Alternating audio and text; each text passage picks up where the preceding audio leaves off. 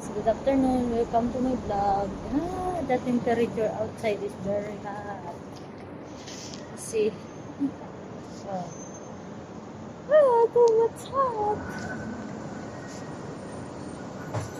That's why my nose is, I feel something not comfortable with my nose. I have colds.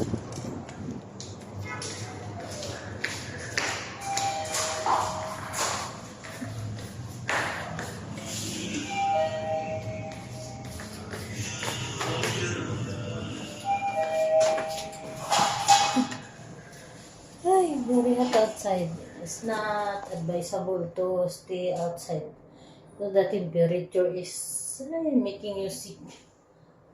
Too hot.